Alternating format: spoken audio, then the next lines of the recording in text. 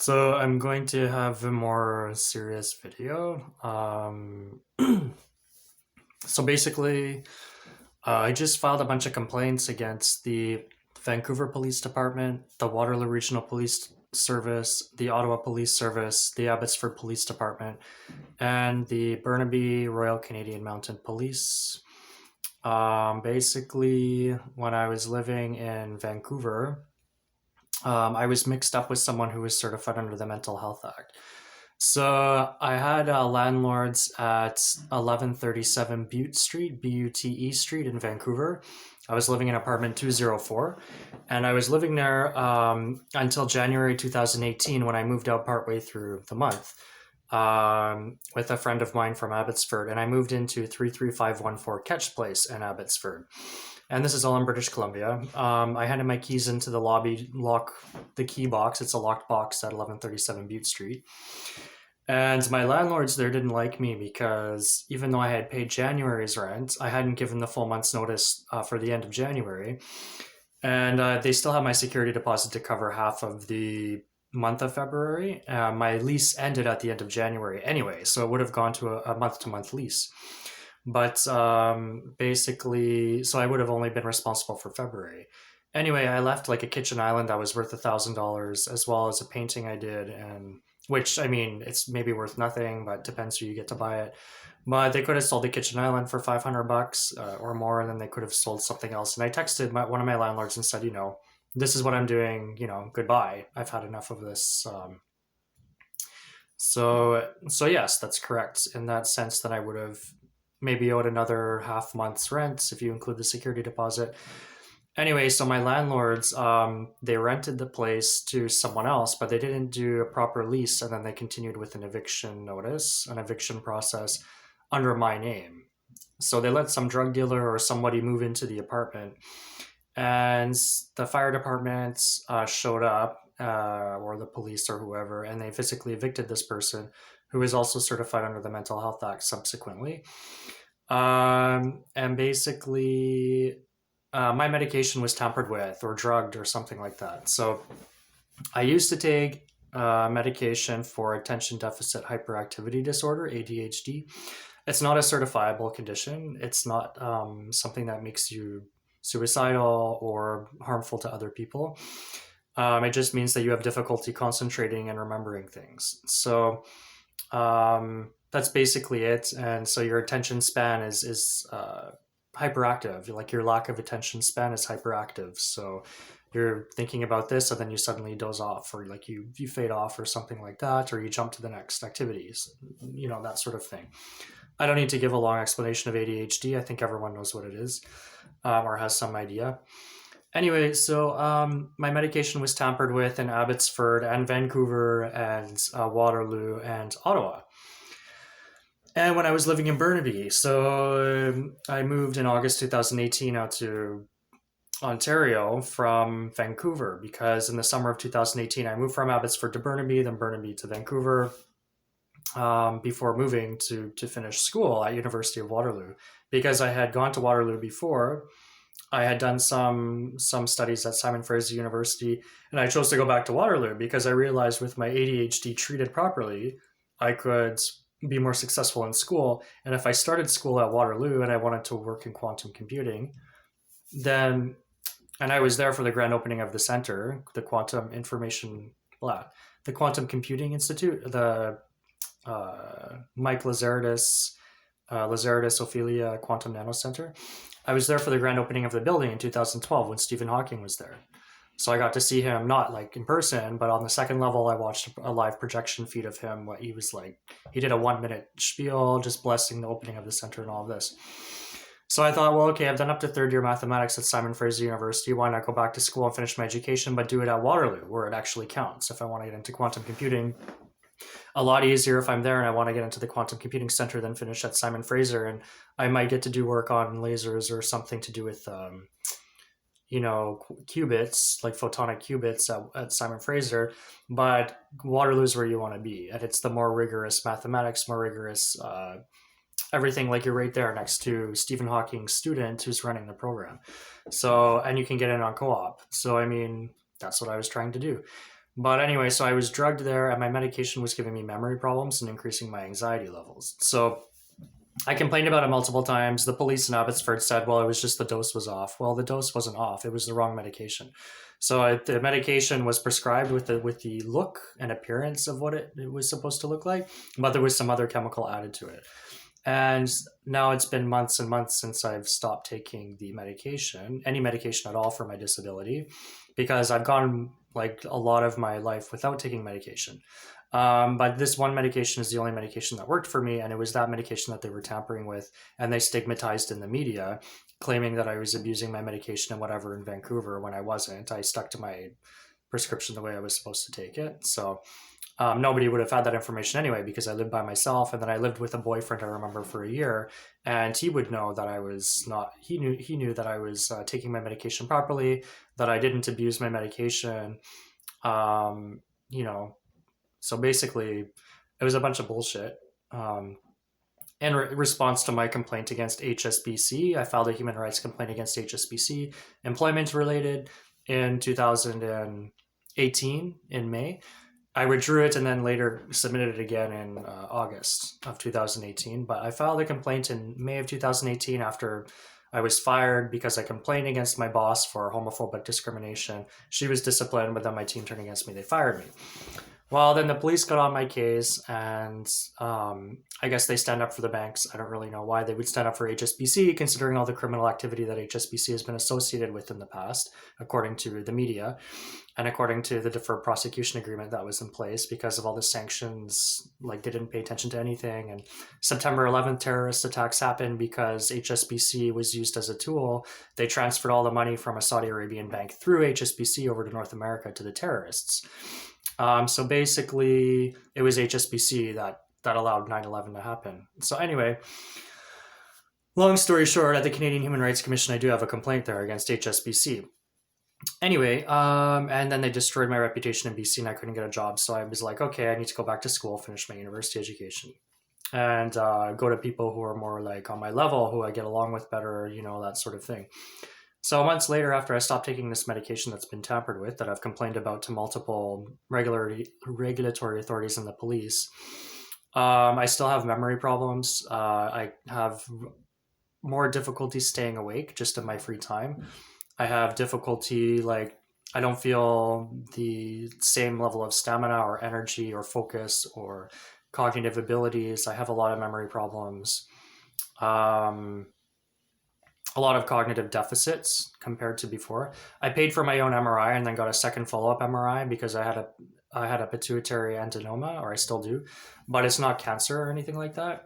I was feeling like spasms inside my head. It wasn't painful, but it was just really deep inside, and I didn't know what it was. It was December 2017, and then there was August 2018, December 2018, and March 2019. So there were four of them.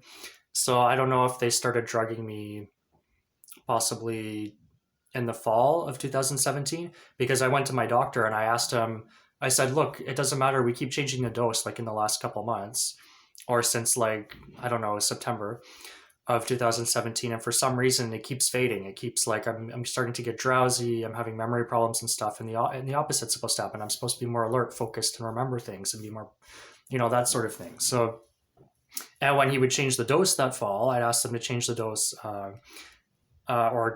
or whatever, just to try and see if what do we do differently about this.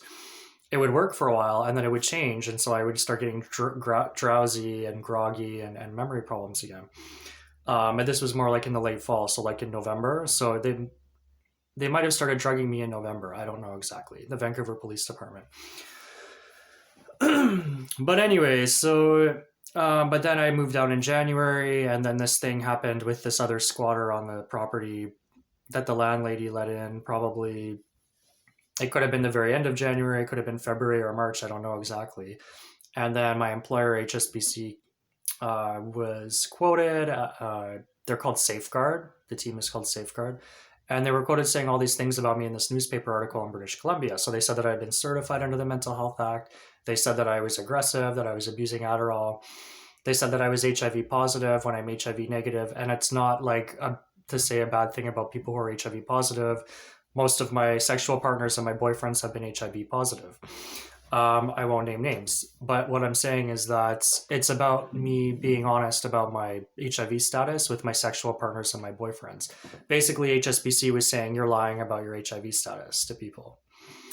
And that's the shittiest thing that someone can do, is to lie about their status to someone if they're going to expose them to a risk.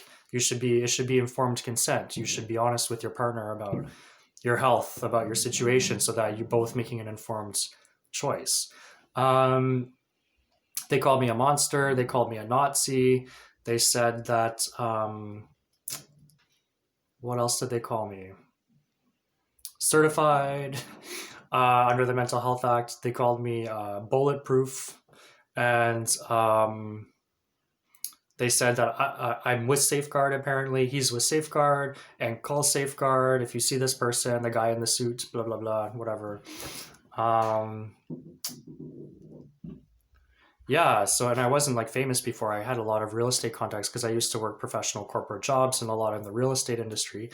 Not as a real estate agent that was licensed, but as a conveyancer or a listings administrator or like office administrator type of person. Not listings administrator, but like office administrator who was posting listings, or office administrator, or um, conveyancer. So, or head conveyancer, junior conveyancer, head conveyancer. I did both of those, junior and head conveyancer. I worked with prominent names, so it ruins, like, it affects those people's reputations too, because I worked for them, and then they also like wrote me reference letters that I've given to people, lots of people, when I've applied for jobs. So it hasn't just affected me. And so anyway, I don't know exactly what why they started to tamper with my medication, if it was really because it seemed to start towards the end of the fall of 2017. And I noticed, because I was learning languages really quickly, I was learning French, Spanish, Russian, and Arabic, along with my BCIT studies. And then I noticed, like, by December, the end of December and into winter, I was having difficulty remembering what I had studied the day before. So this happened at work. This happened with my I was still doing a really good job at work, but I had to keep notes that I had to keep referring to. I'd forget passwords, and I have to look at my notes instead of just remembering passwords. And usually I can remember passwords no problem. I'm a math guy. I can remember numbers. I'm a really fast learner. Um, so yeah, months later, anyway, it's been since September. It's now December tomorrow. But it was since September that I've stopped taking any medication, just because I don't know what the hell is going on. No one's following up with me about these complaints. No one from the police has spoken to me and said, okay, well, we've arrested these people, and this is what's been going on. So I can only assume that the police must be involved. And from the way that the Abbotsford police were trying to aggressively pursue me, and the British Columbia RCMP and the Vancouver Police Department, even though there was never an arrest warrant. Oh, the newspaper article said there was a citizen's arrest warrant. Okay, so guess what? I checked with the Gatineau police, and they said that there has never been an arrest warrant for me in Vancouver, ever. A citizen's arrest warrant, a criminal arrest warrant, nothing. Okay. Since then, I've also filed police reports through the Montreal Police with the Vancouver Police Department, and I haven't been arrested, nothing. So there was never an arrest warrant. It was a bunch of BS fake news. My life's been ruined. My future's been ruined. My intellectual capabilities have been taken away. I might have permanent brain damage that I don't know about. And so my future's basically been stolen. I'm really lucky to have the employers that I found, but let's be honest, I was making $50,000 a year with a promising future before, whether it was in business or whether it was going to be in physics, in theoretical physics, or something in finance or whatever, if physics didn't work out. But I could have finished my education, and now I have nothing. Like, I'm cleaning, making minimum wage for pennies, and full time in Quebec is 30 hours a week. So, like, everything's changed. Like, I used to be really physically active and have a gym and yoga classes and Krav Maga and everything like that, self-defense classes. And I would go running 5:30 in the morning along the seawall in Vancouver almost every other day, and it could be from 5K to 30K. Um, and now it's like I have like little energy, and um, I mean, my shifts are kind of all over the place, but I should have more energy normally. I should have more, like, I'm not depressed. I've never been diagnosed with depression, but it's just obviously my cognitive abilities are reduced quite a lot. And I have difficulty learning and remembering simple things and simple, like, procedural things and whatever. So it's really been challenging, and the police are not following up with me. And I'm really, I can only, I don't know.